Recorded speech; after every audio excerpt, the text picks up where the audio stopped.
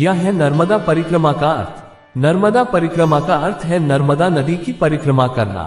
परंपरा के अनुसार यह चक्र हर साल चतुर्मास की समाप्ति यानी प्रबोधिनी एकादशी के बाद शुरू होता है। नर्मदा नदी का वर्णन रामायण, महाभारत के साथ साथ पौराणिक ग्रंथों में भी किया गया है। हिंदू धर्म में यह एक लोकप्रिय मान्यता है कि इस नदी के तट पर स्थित तीर्थस्थलों के दर्शन करने से व्यक्ति को पुण्य की प्राप्ति होती है। माना जाता है कि यह नदी कुंवारी रूप में है।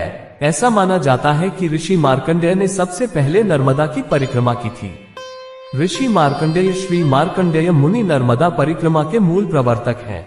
उन्होंने लगभग 7000 वर्ष पूर्व नर्मदा की परिक्रमा की थी। उस परिक्रमा की खासियत ये थी कि उन्होंने न केवल नर्मदा बल्कि इसके 2 किनारों पर इसकी सहायक नदियों को भी पार किया, प्रत्येक के स्रोत को पार किए बिना। ऐसे पूर्ण विद्वतापूर्ण महापरिक्रमा को पूर्ण करने में उन्हें 45 वर्ष लगे। स्कंद पुराण में नर्मदा का वर्णन किया गया है। वीडियो में आगे बढ़ने से पहले आप सभी को हार्दिक अनुरोध है कि अगर वीडियो पसंद आए तो मेरी चैनल को सब्सक्राइब जरूर करें और वीडियो को ज्यादा से ज्यादा लाइक और शेयर करें।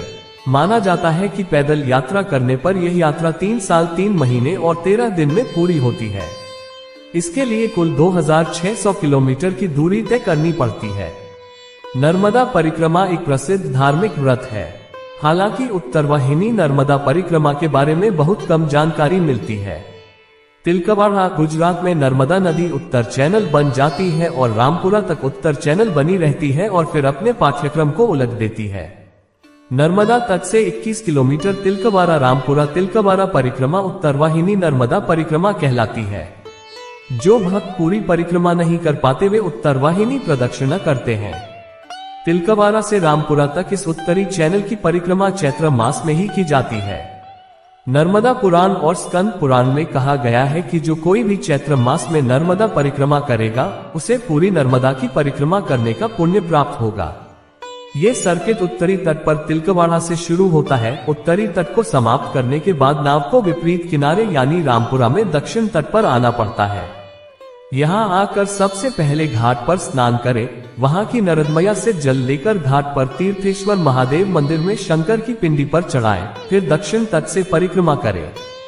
दक्षिण तट पूरा करने के बाद नाव वापस उत्तरी तट पर आती है और स्नान करके परिक्रमा समाप्त करती है।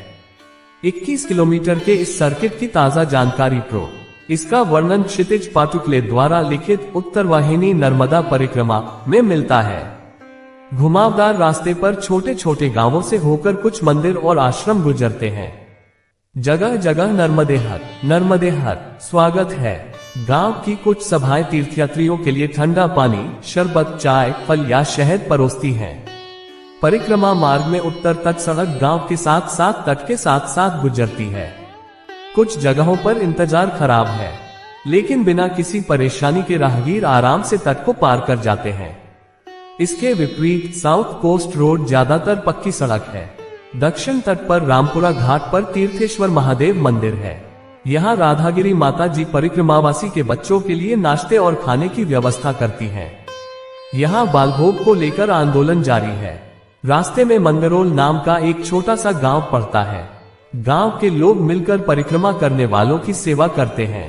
यहाँ एक बड़े मंडप में तीर्थयात्रियों के विश्राम की व्यवस्था की जाती है। इस मंडल का नाम है विसाव मांगरोल मंडल। बोर्ड के कार्यकर्ता बहुत मददगार हैं। तपोवन आश्रम वहीं से शुरू होता है। इस आश्रम में वे परिक्रमा के भक्तों के लिए छाछ प्रदान करते हैं और इसके बगल में श्री सीताराम बाबा का आश्रम आता है। आश्रम का इलाका बहुत ही सुंदर और मनोरम है। आश्रम के ठीक सामने मैया के दर्शन देखे जा सकते हैं। दोपहर का भोजन करने और यहाँ विश्राम करने के बाद वत्सरू का दक्षिण तट परिपथ समाप्त हो जाता है। प्रो क्षितिज पाटुकले की किताब में भौगोलिक जानकारी भी जोड़ी गई है। नर्मदा नदी की कहानी, इतिहास, उत्तरवाहिनी परिक्रमा वास्तव में क्या है, उत्तर और दक्षिण तट दत्त संप्रदाय और नर्मदा परिक्रमा मार्ग के तीर्थ, आसपास के तीर्थ आदि की विस्तृत जानकारी है।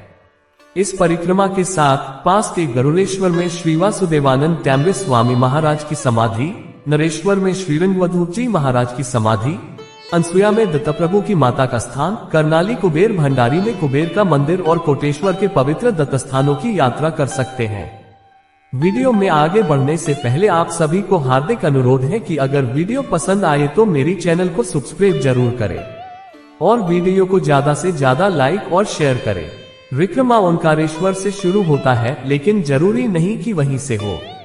परिक्रमा अमरकंटक, नेमावर और ओंकारेश्वर कहीं से भी शुरू की जा सकती है। परिक्रमा के दौरान नर्मदा की धारा को पार नहीं किया जा सकता है। तात्पर्य यह है कि नर्मदा से बहते हुए और छोड़े हुए जल को पार करना वर्जित है, परंतु नर्मदा में बहने वाले जल को पार किया जा सकता है। इस तरह से परिक्रमा करनी होती है। नियमित राशन से खाना बनाना या 5 घरों में भीख मांगना, रास्ते में जो भी पानी मिलता है पीना और जहां भी संभव हो रात भर रहना। नित्य प्रातः, दोपहर, सायं नर्मदा का पूजन, स्नान, संध्या वंदन और नियमित पाठ परिक्रमा के समय निरंतर करें। आप सभी को हार्दिक अनुरोध है कि अगर वीडियो पसंद आए तो मेरी चैनल को सब्सक्राइब जरूर करें और वीडियो को ज्यादा से ज्यादा लाइक और शेयर करें।